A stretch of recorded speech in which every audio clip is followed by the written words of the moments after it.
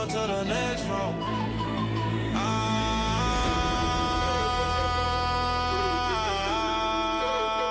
Yeah. Welcome to the next room. From the field on my way to the next room. Welcome to the next room. Welcome back to another episode of Next Row. Today, we have a very special guest, comedian, actor, philanthropist, has one of the hottest radio shows in America. Ladies and gentlemen, please welcome Rickey Smiley. Hey, man, what's up, man? Thank you for Rickey, having what's me. up, baby?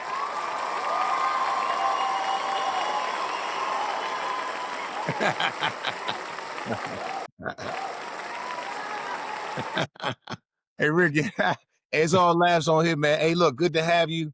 I know you're busy, man. Thank you for coming. I know you got a lot going on, and that's the reason why I wanted you here because everything that you have to bring. And Next Row is all about it. So thank you, my man. Thank you. Man, thank you for having me. I appreciate the opportunity. Yeah, absolutely. Look, Rickey, you've been making people laugh for decades, man. What's the secret ingredient?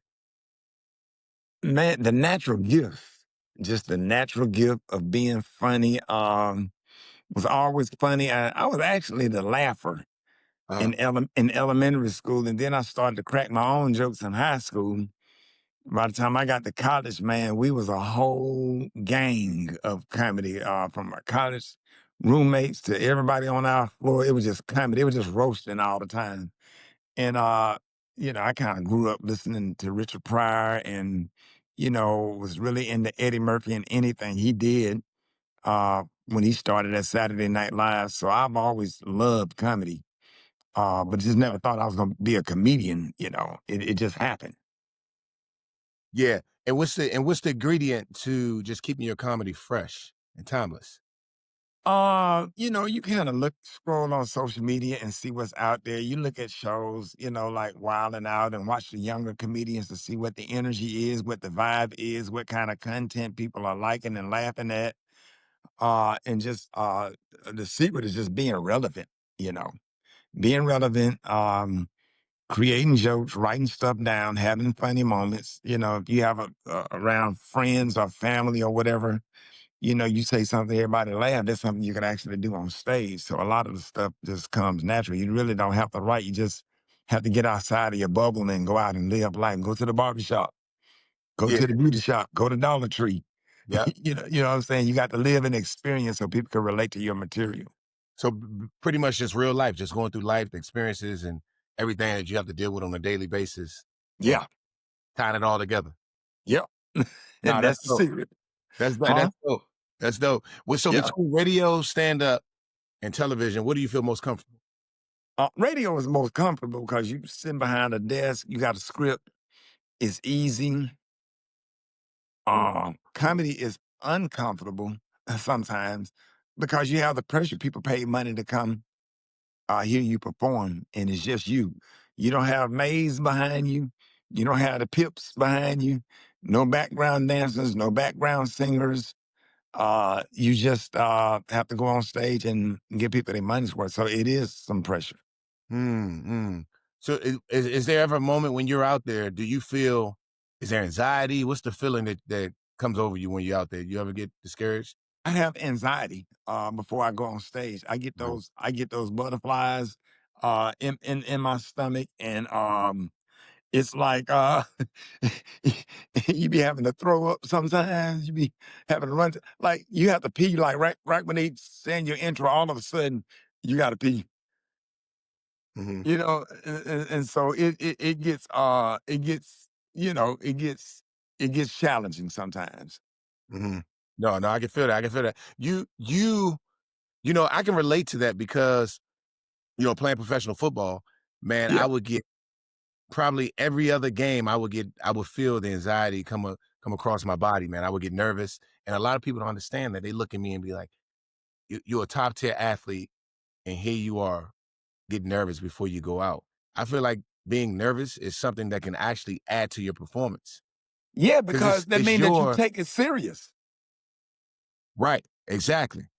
Exactly. And the minute you run down there on that kickoff, and you put that hat on somebody, you fired up and ready to ball out. And that's the way I feel. Some of the best games I had, I was nervous. I had anxiety. Yeah.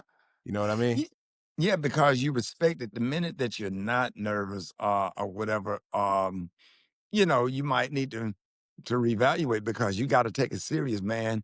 I don't care if I'm performing Mm. in front of 300 people, from 300 to 15, 18,000. On the tour with Martin Lawrence, I've done shows.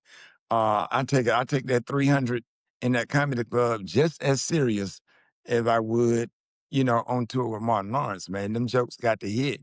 You got to be ready. Hell, I came from Little League football, man. The discipline and the preparation that goes, into my act. I played Little League football my whole life.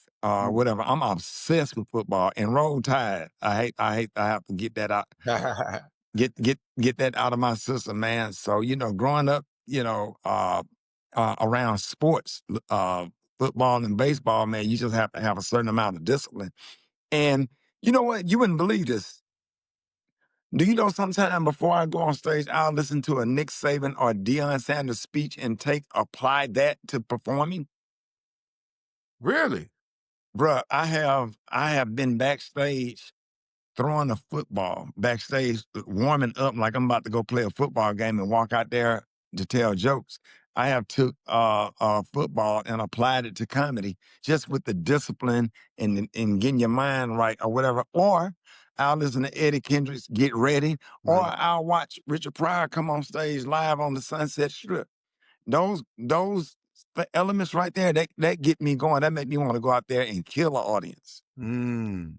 Wow, that's powerful, man. That makes Yeah. a lot of sense. I mean, I never really thought of it like that, but now that you say it, I'm putting it all together. I'm like, I can relate to that.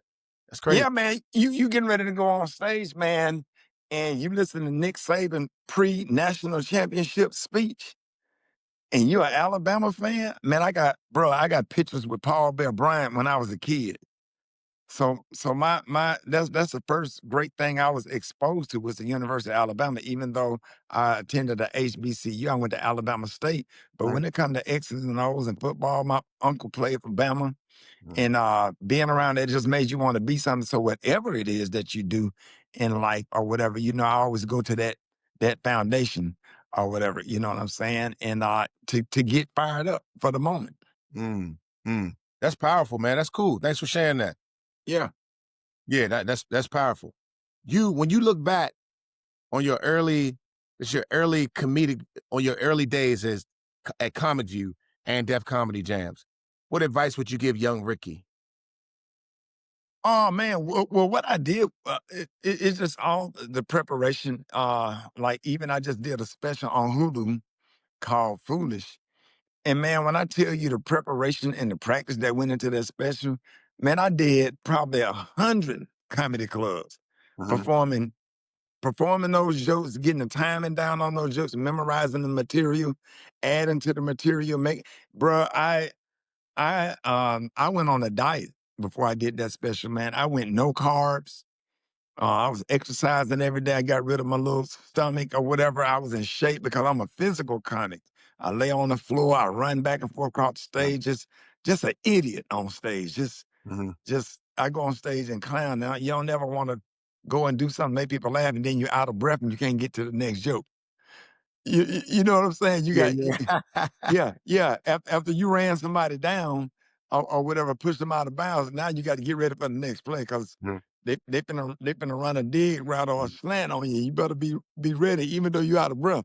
So that kind of stuff, man. You see how I just apply, all of that stuff to stand up, and is so important. But those comedy clubs help you. It's like a rehearsal. That's why you get your comics like Jamie Foxx, Kevin Hart, Chris Rock. They will go into a small comedy club and put the tickets on sale at the last minute, pack it out, and work out that material. That's our version of football practice. Oh, wow. Really? Yeah. So basically y'all come together and y'all kinda just riff off of each other and just Yeah, what comics do is they might have other comics with them. They help them write if they getting ready to record a Netflix or a Hulu comedy special. Uh-huh. Comedians together in a room to help you punch up your material. So when you perform and they adding and adding and adding and adding and adding, and it's okay to have writers, Mm, Tyler Perry have writers, people that have sitcom have writers. Somebody have to write the script. And it's writing mixed with your natural ability. So mm, so you have to put all that stuff together and then you have a finished product at the end. mm. That makes a Yep. lot of sense. Okay. So basically you saying, um, it's okay to have a writer. Like you don't have to be afraid to have a writer because it's you basically taking the writer and you also integrating what you feel may work Absolutely. in your Yeah, and then just because somebody wrote it, that don't mean you have to do it. You have to write what fits your right. character and who you are as a person and as a comic. Mm, And that don't make you no less funnier okay. because you have writers or whatever. Because at the end of the day, people are looking at the product. This is not the rap game. You know what I'm saying? Having ghostwriters and have people to help you out with your material, I can honestly say a lot of comics use writers, and is not a bad thing. It's actually a good thing. Cedric the Entertainer wrote Lil Darryl for me. Yeah, I Okay. had the character, but Cedric said put it together for me and taught me how to do the joke. He probably don't even remember, man. We was riding up Peachtree in Atlanta on our way to a comedy club and I was telling him about this character, and he put the whole joke together, and I did it on stage, and that one joke blew up my entire career. Wow. That's crazy. So Yeah. you tell me one joke can blow you up. Man, you go back and look at that little Daryl thing when it came out. I think that was probably 97. Okay. Man, when I came out and did that thing, my whole life changed. Like my entire life changed. So it was it was phenomenal. Wow. That's powerful. That's what's up, man. That's pretty cool. Pretty cool to hear that. Because, looking from the outside in, we don't, I wouldn't have known that. Yeah. I wouldn't have never known that. That's pretty crazy. Who's your favorite comedian to work with? To work with, Yeah. uh, all of them, man. I love working with Lavelle Crawford. We always have. I don't like Lavelle for real, but I like to stand there watch him perform because Lavelle he threatened me on stage one time in Washington D.C. He told the audience he was going to beat my ass, but I wasn't going up the stage because he probably would have beat my ass. Uh, But that's one person I'm not gonna go behind. I'm going on stage first. I'm not following Tony Roberts. I'm not finna go on stage behind Arnez J. I'm not finna go on stage behind Lavelle or Mike Epps either. Cause I get to laughing at their jokes and can't focus on what I have to do because I'm a fan of comedy. And so if I go on stage, I don't like to go on stage behind Bill Bellamy, Earthquake, it's some more, there's some comics out there, man, that they rip. And these are like some 90s comics. And the younger comics, I love the work. I've done shows with B. Simone, uh, just hilarious, DC Young Fly. I was proud to put Desi Banks on stage for the first time. He Mm. came over to my karaoke night, and I put him on stage, and now he's selling out venues all over the country. I love work. He's a wonderful nephew, man, a nephew, a friend, somebody that I just absolutely look up to and personally love. Like I love Desi Banks. So kind, thoughtful, respectful. Mm. A lot of the younger comics are. The comics that came up in my era, like in the 90s, man, like Cheryl Underwood, TK Kirkland has been a great mentor to me. Steve Harvey, Cedric, of course. Um, I had an opportunity, one of my first jobs working for Michael Collier when he had the show on BET, man. I got so much history. I'm coming up on 36 years in November.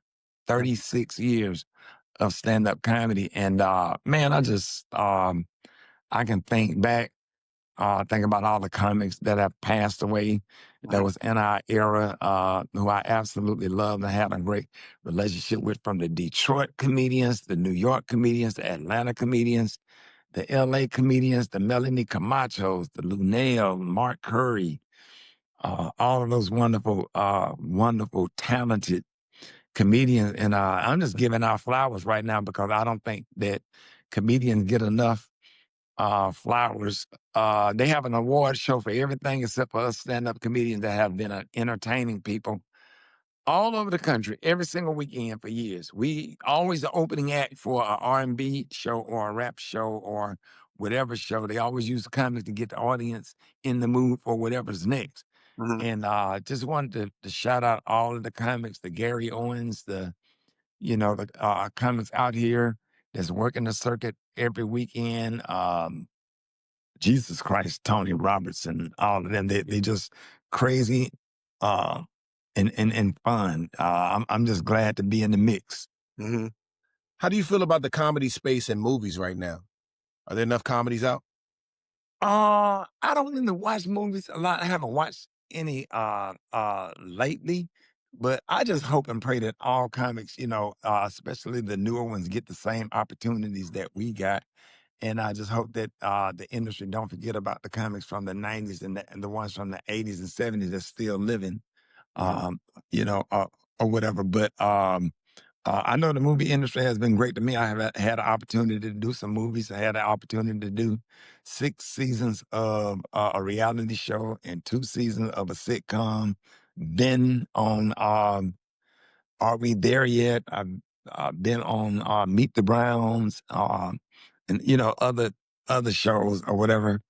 So I'm just grateful for the opportunity that I had. I just kind of Mhm. settled in the radio and kids and family and all of that. So kind of like in the part part of my career where I'm just on cruise control. I'm not trying to do too much. I have nothing else to prove. It's a great run. It's still a great run. And I'm just focused on the morning show. And I mainly perform at casinos now. I do casinos, one show in and out, drive home that night. so, Mhm. so, that's my whole thing. Yeah, you've done shows in many states. Which one was your favorite? Woo. Tell me where I feel like my fan base, Yeah, and all the cities you've been in, which one was your favorite? it is hard to say. Uh, it's a hard toss up between H Town and Atlanta. Every Mhm. time I perform in Houston or Atlanta, man, people really, really, really come out. Back when I was on Comic View, man, Houston was probably my biggest fan base. Houston and Baltimore. I remember selling a lot of tickets in Chicago. Yeah, those cities right there is like Detroit for sure. Detroit now, like if I go up there and do one of those casinos, Detroit D Town is coming out. And Mhm. I got a strong fan base that's been rocking with me since the late '90s and 2000 or whatever. That still rock with me. So Mhm. I just it's hard to say, but those cities right there, they definitely come out. No, that's fine. With the world becoming so sensitive to everything right now, how do you balance your material? I just say what's funny. I don't give a damn about any of that. Don't come. Yeah, anybody got to be on stage walking on eggshells. Mhm. We want to laugh, especially, and my audience is not sensitive. People that come out to see me, they just like me. You know what I'm saying? Ain't nobody in my audience looking around. That's this new generation. You got to watch what you say, and then somebody put it out on the internet, and then they put a false narrative to it and all that kind of stuff. Man, once we get older, man, we don't be caring about nothing like that. We just want to make people laugh and have a good time. We talk about everybody. We spread it out. Fat people, skinny people, you know what I'm saying? White people, black people, we everybody gets some. And look at all of the sitcoms. Go back and look at All in the Family and Sanford and Son and the Jeffersons. Man, people would have a fit if they saw some of the stuff that Red Fox and George Jefferson, Sherman Hemsley did, whatever, which was actually funny and nobody gave a damn about, being sensitive or whatever. Comedy was just comedy. Yeah, yeah. Now Sanford and Son, that was my show. Oh, Lamar, where you, Lamar? The mud coming up with them tight corduroys Yeah, on, yeah, yeah. and then I, Yo, and I that was the one now right there. now you love Sanford the Son. Yeah, I got a trivia question for you. yeah. Who is Rita Lawson? Rita Lawson. Hold on, I know Rita Lawson. Come on, Hold up. come on. What show? Hold on. What show? Rita Lawson. You ready for the answer? Yeah. Remember they was in jail, and Okay. Esther was reading the Bible to him, Yeah. and she said, "Hey, ain't you Rita Lawson's son, Rollo? Yo, you about to make me go back and watch that, man. Oh, that's Go back crazy, and man. watch it. I gotta go Rita back and watch Lawson, it. baby." Hey, man, that's a classic right there, bro. That's a See, classic. nobody ever knew Yeah. Rollo last name. Rollo last name was Lawson, because Rita Lawson is his mama. Aunt Esther knew her. Hey, man. Hey, that's wild right there. Hey, yo, Yeah, hey, Ricky, look, man, you're a funny dude. You're a funny yeah. guy. Thank you. The world needs a lot of that, right? Your radio show reaches millions every single day. What was the moment that reminded you comedy can actually change lives? Man, I get it all the time. Man, it's Domestic Violence Awareness Month. How Mhm, many lives we save? mhm, We have people that do food drives, and I mean, ladies have been able to feed thousands and thousands of people. I opened up my show with a praise break, man, giving people spiritual uplift. Man, when I tell you, man, the things that you get to do just by being on the radio, going to work Monday through Friday is absolutely above and beyond your wildest dream. Not only make people laugh, you have people like Ben Crump on, you have people like Jeff Johnson on, mhm, Roland Martin come on and give political commentary. We have the president on, we had Joe Biden on, Barack Obama, Kamala Harris. You have all of these people on your morning show that call in and just give good political commentary, pastors, singers, rappers, 8 Ball, MJG, Project Pat, T.I., Tiny. We have some guest hosts sometime from people like the legendary Eva Marcel, the legendary Tiny and Tamika and Candy, and all the members of Escape, and all of the people that you get to interview, Coach Prime. I'm talking about, man, I don't have time to give you the list of people that have been on a part of our morning show, and having, people like the Brad Gary with the T, Rock T, Alfredas, the wonderful producers, working for a black lady, Kathy Hughes, and Alfred Liggins, just the wonderful opportunities that's been provided for me. Dion Livingston, our CEO now, and Gary Bond, people that put these different events, even, and big shout out to P&G. mhm, Man, P&G and the sponsorship of the Rickey Smiley Morning Show. We do the music festival every single year, live broadcast from Cincinnati. mhm. I can go on and on. I'm doing the Tom Joyner cruise on next week. So I'm really excited about that, to be a part of that, and to still be able to work with people like, Tom Joyner, and the wonderful things, and the money that's been donated to HBCUs.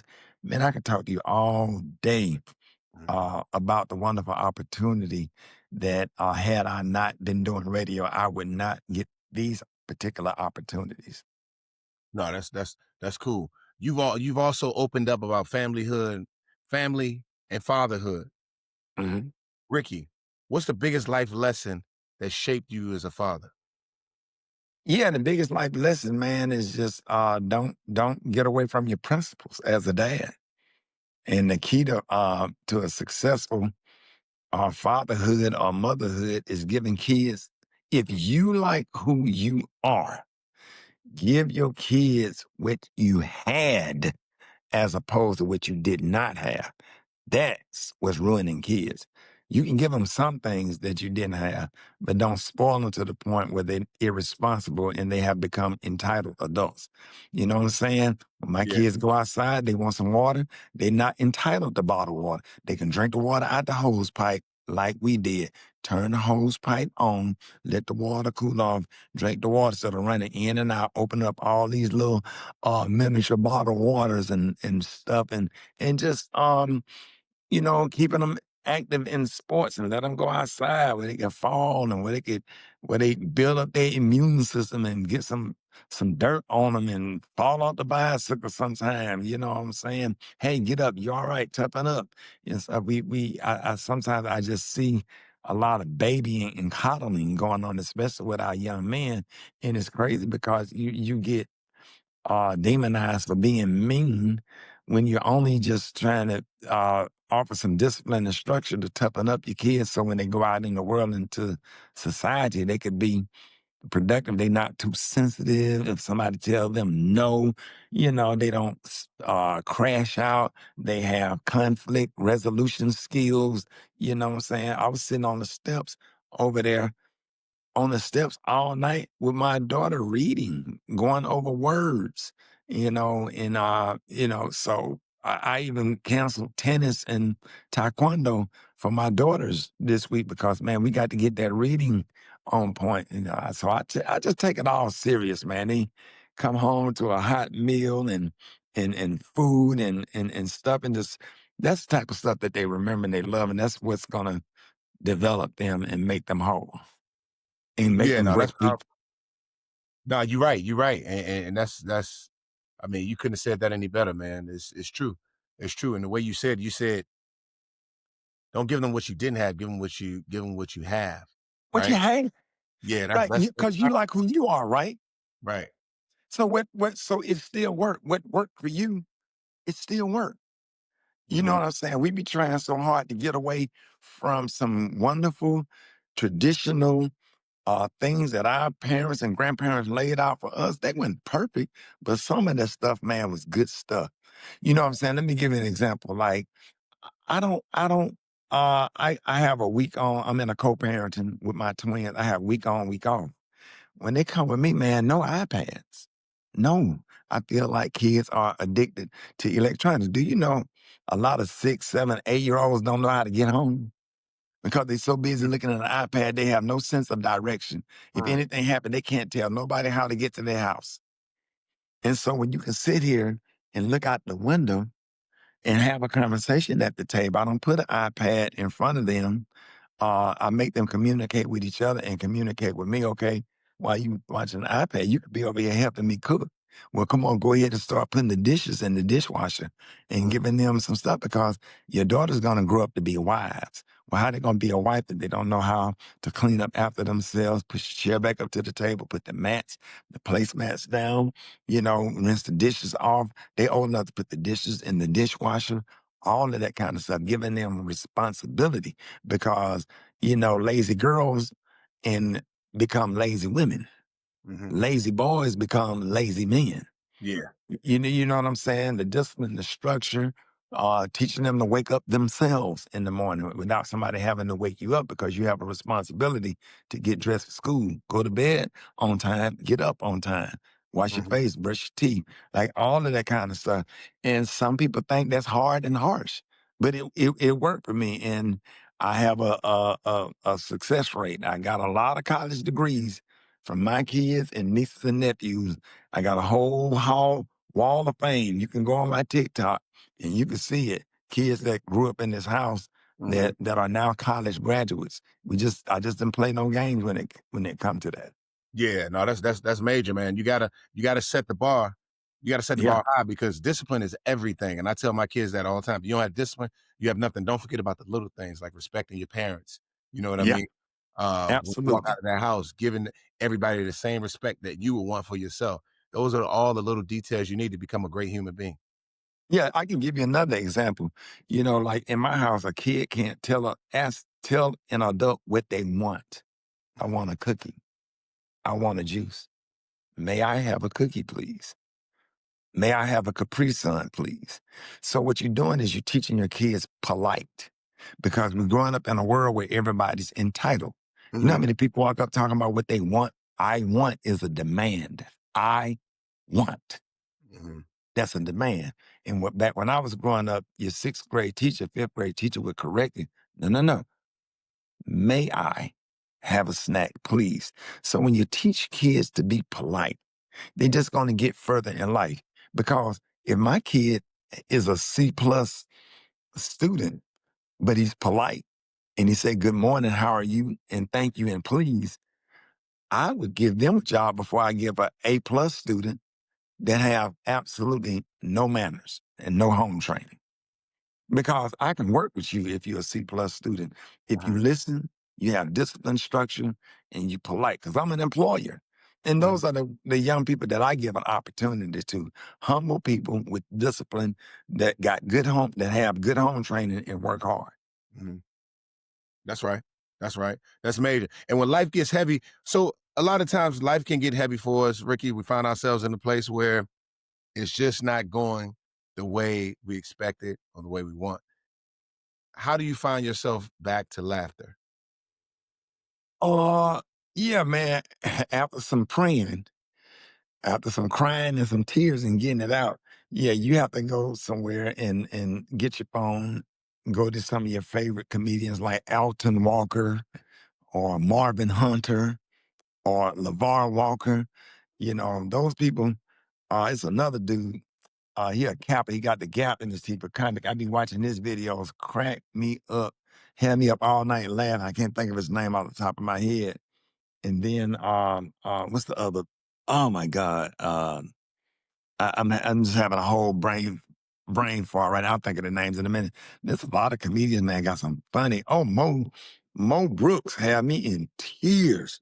That baby daddy, baby mama drama, man. And then when I first worked with him, I didn't know him for his videos. You know, Mhm. I got introduced to him as a performer or whatever. And then after the Martin tour, whatever tour we was on ended, all of a sudden I started seeing his videos. And I'm like, man, these are some of my favorite videos, man. Country Wayne for sure. You know, yeah, if I get depressed, and sad, still going through this grief process, I'm going to Mo Brooks, Country Wayne, Desi Banks. They're gonna get me out of that stuff. LeVar Walker, Allison Walker got a video out right now that had me up laughing all night where this younger dude sitting in this old lady lap that he having a relationship with, and they sharing a lollipop. And man, that about kept me up all night, man, laughing. When I usually be kind of depressed, between 3:30 a.m. and maybe like 5:30. That's when my emotions for sometimes so it just hit me in the morning. So all I have to do is go to one of their videos and immediately it just break the sadness, the grief, all of that stuff. So, man, I just thank God for comedians. Yeah, yeah, and that's amazing. And you know what they say when you're smiling and laughing, that add more years to your life. So Absolutely. And oh my God, the one that be imitating her mother, I just can't think of nobody name today. My mind is gone. She had a black wig on. She make her hair shake, and she just imitate everybody mother with these random thoughts. EJ speaks. Uh, okay. kills me. I, and it just snap you out of it. So I just love what I do. I love comedy, and I hope and pray that we bring a lot of laughter, love, and healing to people. So I just give God the glory for the talent. No, that's amazing. I love to hear that too. Ricky, let me just remind everyone that they can get this episode and every episode that I've done sent to their phone automatically. All they have to do is click that follow button on Apple and Spotify and follow us on YouTube as well. There we go. Hit that button. Radio has been your biggest thing, Ricky. Like, what's the most unforgettable moment that you've experienced on live? Like that maybe happened live on air. Yeah, I had Cheryl Underwood and T.J. Kirkland on the air arguing. You got four comics. You got Cheryl Underwood, T.J. Kirkland, you got myself, you got Special K, and we just arguing about relationship stuff. Some of the funniest stuff ever, to the point where I would laugh to the point where I slob on my shirt when Cheryl Underwood opens her mouth, or if I get Linnell or Hope Flood, comedian Hope Flood on, and just the arguments that we have with comics and the instigating and the stuff that we do. Just for the that time, Jamie Foxx came on the morning show and told that story about Mike Tyson didn't like what's his name from Drew Hill. He said, "You don't like the old song," you know. He got that video, and when Jamie Foxx imitated how it made Stevie Wonder nervous, that that video has been floating around on the internet for some years now. That's one of the funnier, unforgettable moments. And anything with Gary with the T on our morning show is always hilarious. So it's a lot of unforgettable moments uh, on that morning show. That's what's up, man. Hey, it's about the, like you said before, it's all about the memories and experiences that you create that you can use for your Absolutely. family. So I appreciate you for sharing that. That's cool. Yeah. If you could interview any three comedians, living or past, who would that be? And what Eddie would the Murphy. topic, and what's the topic? Eddie Murphy, Richard Pryor. That's two. Oh my God. I interviewed Paul Mooney before. That's another mentor. I would definitely love to have I flip a coin, a toss up if I could get Chris Rock or Dave Chappelle. I interviewed Kevin Hart for Okay. sure, but I would love to have either Chris Rock or Dave Chappelle or both. But definitely Eddie Cool. Murphy, Richard Pryor. Okay. That's powerful. That's powerful. I can feel that. Yeah. You've mastered comedy, radio, and TV. What's next for Rickey Smiley? Man, watching the kids grow up. Raising my twin daughters, and I got wonderful grandkids, man. I have a 9-year-old grandson that's a starting running back. I love being on the sidelines on Saturday mornings with them little help organizing the snack packs for the kids when they come out the field and watching them huddle up and they with their little pipsqueak voice. They voice haven't even changed yet. Are you fired up? Yes, sir. Fired up? Yes, sir. You know, just being there out there with the coaches, because I love to walk on the field and just be on the sideline and watch that. Watching my girls in tennis, watching them in taekwondo, you know, and just like sitting up, laying in the bed till about 9:30, watching Bluey on my phone with my 2-year-old granddaughter. Man, that was just, and I'm passed out, and she watching Bluey. She passed out, and I could still hear Bluey or whatever, and I had to get up and go on the other side of the bed because she sleeps like this. Like she in a swim competition or something. So I didn't sleep that good last night. I want to sleep with you, Daddy. My granddaughter calls me Daddy. I want to sleep with you, Daddy. I said, okay, come on. I had to get up. I had to get up right when I got comfortable. I had to get up and go get a big handful of grapes because she said, "May I have some grapes, please?" Kids say no to your grand. You tell your kids, hell no. Tell your granddaughter, like, okay. Yeah. So yeah. I love being a parent. That's amazing. If your life was a movie, what would the title be and who would play you? Uh who that's a good question. Who uh who look let me think who looked like me. Who would play me? Um Let me come back to that. The name of the movie would actually be Sideshow, which is the name of my book. Because man, it's a sideshow is a high and a low.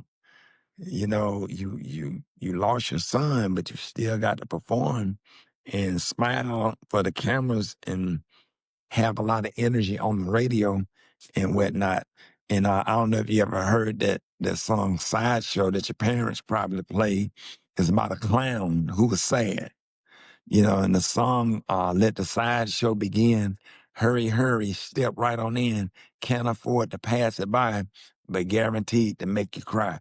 And that's the name of my book that help people out with grief. And you can go anywhere and buy that book where books are sold called Sideshow. It's a great great read. And if you lost a loved one, this book would definitely help you mix with a good story. So Sideshow would be the name of the movie. And who would play Rickey Smiley? Yeah, comedian celebrity out of Dallas. Tall, skinny, and wear glasses. I would have chose Marvin Dixon, but we the same age. Yeah, he can't play you then. Yeah, no, Yeah, no, yeah. yeah. I don't know if he still skinny. I think we weigh the same. I think we was two of the skinniest comedians, but definitely probably comedian celebrity would play Ricky Smiley for sure. No, that's dope. Y'all heard the Sideshow. The book is everywhere. You can get it, read it, especially if you've lost a loved one, you're struggling in life. This would be the book for you. No, thank you for sharing that. That could be something I could use. Uh, you read. I want to read it anyway, but I could definitely use it because I know what it's like to look for something, especially when you're finding it, when you're trying to find it. And I was in Yeah, a tough moment in my life too, Ricky, where I just started picking up books and yeah. we found some books that helped me. So that's very powerful and very important. So people should It's understand. some it's some deep intimate stuff in that book that's going to help you because one of the things getting through one of the things that helped me get through is realizing that right when you got it bad somebody have it twice as worse. Yeah, Women have suffered more than me, and if they can make it, and I'm a man, if they can make it, so can I.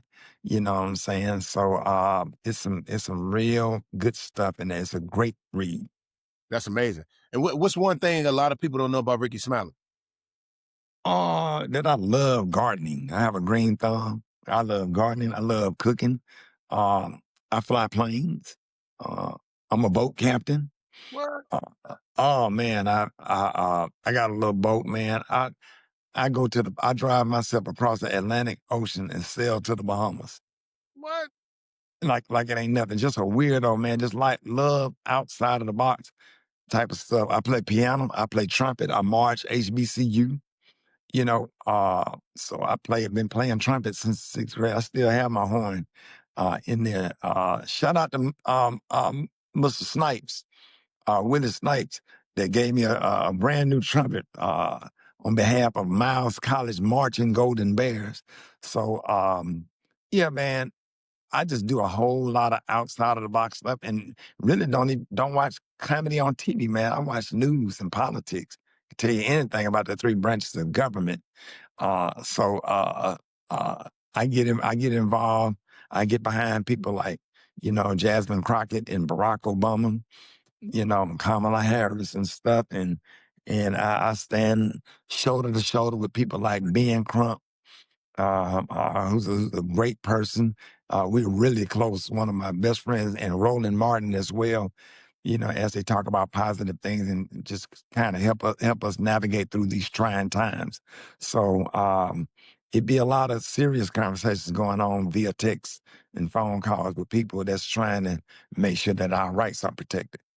Oh, that's amazing. Thanks for sharing that, man. I love to hear that. I know it's time is winding down for you, Ricky. So I want to get ready to get you out of here. I'm gonna do one thing with you real quick before you go. Rapid Yeah, fire. Got to do come it. on, come on. Choose one. Let me know. Okay, Bad Boys or Friday? which Friday? Let's say the first Friday. We have to go with the first Friday. Okay, first Friday. Founder of Yeah, Uber or Airbnb? Uber, because I can't stand an Airbnb. They stink. if you could, if you could, if you could play with Steph Curry or LeBron James, which one would it be? Oh man, I'm gonna have to go with LeBron. I met LeBron one time. He hung out with me in my dressing room a long time ago, and never seen him again. I would love to reunite with LeBron James. That would be a dream for me, Oh, that's LeBron. You hear it? If you out there, Bron, you listening? Hey, man. reunite, baby boy. Y'all got to reunite. Quick story: a lady knocked on my dressing room. She said, "Hey, there's a kid out here named LeBron James that wanted to meet you. Can you?" I'm like, "Hell yeah, let him in." He was with Darius Miles. And we did a show. I think I was opening for the Kings of Comedy, and he came in. It was a Comedy Soul Fest, and he came in, and he was there, and we had a great time. And I never saw him again. I pray for him every day. I absolutely love him. Wow, that's dope. That's what's up. All right. Coffee or energy? Coffee every morning. Cafe de morning. Who wins the championship first, Falcons or Hawks? Oh, damn. Falcons. Falcons. Okay, They beat okay. Buffalo. They look You're good. right. Okay, I'll take that one too. I'll You take bring that me one. back on here. We can do a whole thing on sports now. Hey, man. Hey, let's do it. Let's do it. Would you? Okay. Hey, this one gonna be tough for you though, Ricky. Would you rather? It's not gonna be tough for you, but I want to hear what you're gonna say. Would you rather Would you rather a championship and make only 50 million, or no championship making 300 million? Damn. You know what? With 300 million, you can create a situation where you can have your own championship. I'll take the 300 million. Yeah. Hey, good answer. Good answer. I'm Create going your with the own 300 too. league. I'm going with the 300, man. I'm going with the 300. Hey, man, look, hey, Ricky, I thank you for coming on, man. I know our time is up. Appreciate you, man. Before we go, I want to let everyone know, if you like what you're hearing, please be sure to follow me on Instagram, on social media, period, at Vernon Davis 85 on Instagram, and follow me on Facebook and everywhere else. We appreciate you. Thank you. Appreciate you, Ricky. Thank you, man. Love you, man. Proud of you. Congratulations. Keep doing what you're doing. Yeah, I appreciate you. Thank you, man. Love you too, brother. Welcome to the next row.